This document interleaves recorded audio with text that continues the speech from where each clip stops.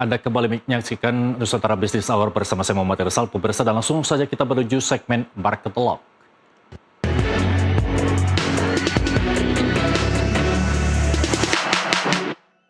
Pemirsa, indeks harga saham gabungan atau IHSG ditutup menguat pada sesi 1 perdagangan Senin 25 Mei 2026 setelah sempat bergerak fluktuatif pada awal perdagangan.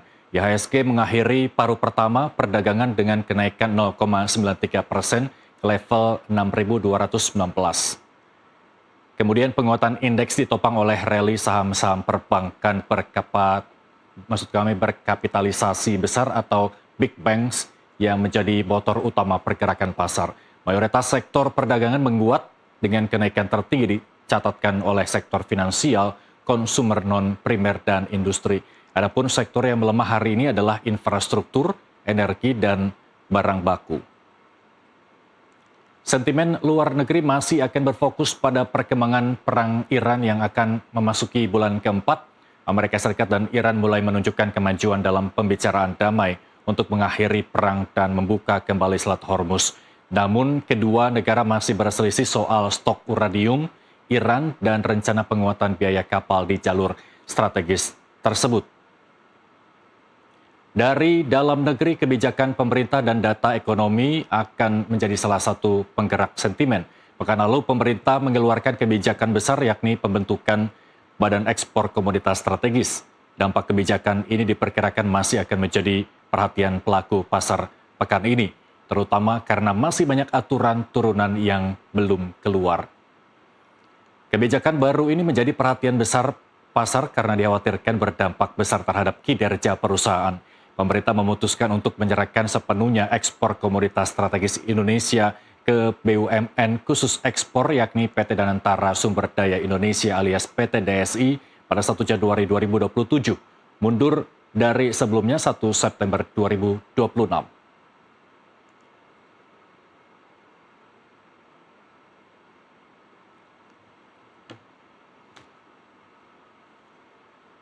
Dan untuk mengulas pergerakan pasar hari ini sudah hadir bersama kami Lucky Bayu Purnomo selaku ekonom dan capital market spesialis. Selamat sore Pak Lucky, terima kasih telah bergabung bersama kami di Nusantara Business Hour. Sebenarnya ini sudah mulai penutupan karena sudah jam 4 sore begitu. Tapi saya mau minta tanggapan Anda terlebih dahulu. Tadi kan kita sudah ulas fluktuasinya ya di pembukaan pertama begitu. Kalau Anda melihatnya ini pengaruh besarnya ada di mana gitu? Ya, pertama pasar masih melihat bahwa sentimen yang ada itu masih sentimen yang mewarnai volatilitas pasar sangat tinggi ya. Kalau kita perhatikan adanya isu perdamaian, kemudian turunnya eskalasi, kemudian sentimen yang diarahkan menjadi persoalan koordinatif antara eh, Amerika, kemudian kalau kita lihat lagi kepada negara-negara yang memang menjadi tokoh sentral dalam persoalan energi, antara lain ada Iran dalam Selat Hormuz ini, itu adalah satu sentimen yang belum dapat dikatakan menyelesaikan persoalan, tapi hanya dapat mengatasi. Karena apapun dapat berubah selama itu belum terselesaikan dengan utuh. Gitu.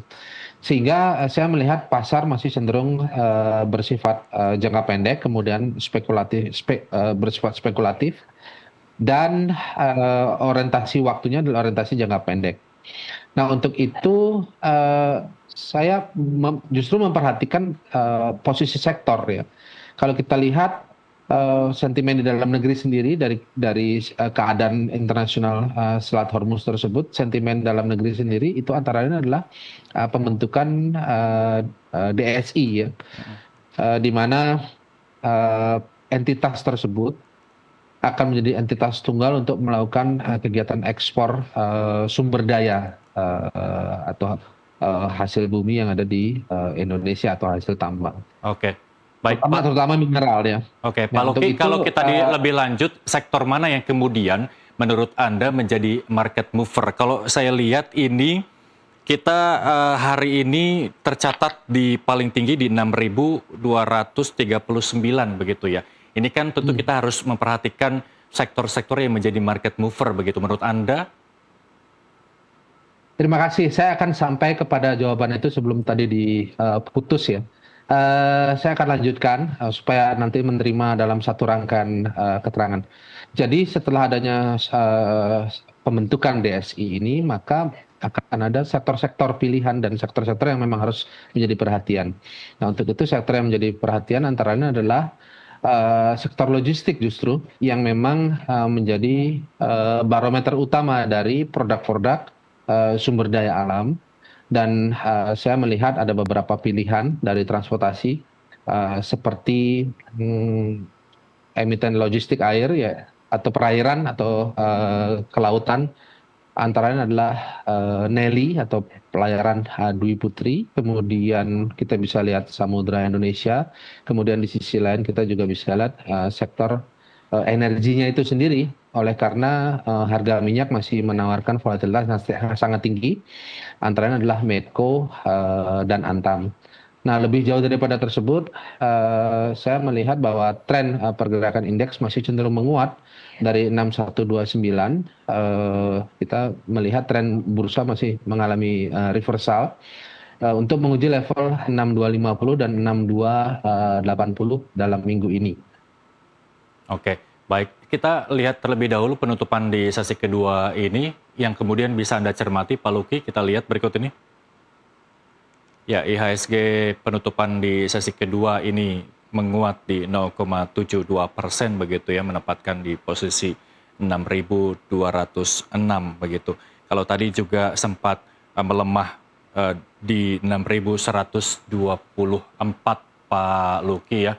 Kalau menurut Anda, kalau bisa di breakdown begitu ya, level berapa yang harus diwaspadai market? Bottom line index ada di angka 6190, Ya. kemudian top line-nya ada di angka 6280 sampai 6300. Oke. Kalau kita lihat begitu ya dalam jangka pendek, masih ada ruang untuk pergerakan yang cukup signifikan nggak menurut Anda? Ruang yang cukup signifikan seperti awal tadi saya rangkai dalam sebuah cerita. Ruang signifikan itu artinya volatilitas yang masih cukup tinggi.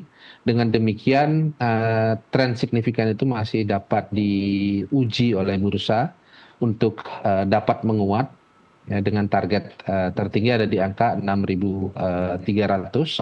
Oleh karena memang posisi baik itu komoditi kemudian currency itu masih berada dalam kondisi divergence atau berlawanan, di mana USD IDR itu masih cenderung menguat, tetapi harga emas melemah.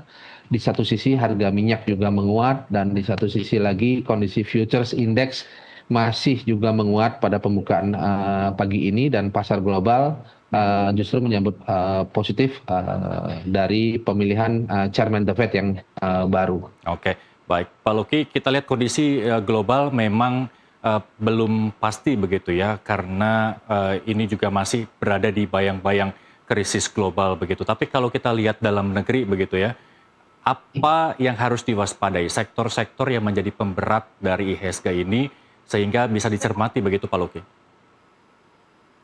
Yang menjadi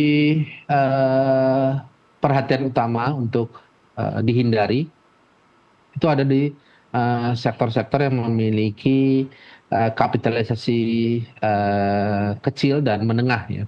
Justru kita harus memperhatikan pasar-pasar dengan atau entitas yang memiliki kapitalisasi besar untuk minggu ini. Sehingga hindari small cap dan mid cap, oleh karena apresiasi pasar saat ini sedang memperhatikan big caps, dan itu terbukti dari kinerja sektor perbankan yang menjadi leading sektor hari ini dan dengan kapitalisasi besar. Oke, baik, terima kasih Pak Luki telah bergabung bersama kami di Nusantara Business Hour. Kita bisa cermati apa yang sudah disampaikan oleh Pak Luki. Kita bertemu di lain kesempatan, sampai jumpa. Ya, makasih. Dan pemirsa, informasi tadi menutup Nusantara Business Hour. Bisnis bukan sekadar tentang keuntungan, tetapi juga membangun nilai, menciptakan dampak dan bertumbuh bersama menuju masa depan yang lebih baik. Saya Muhammad Irsal.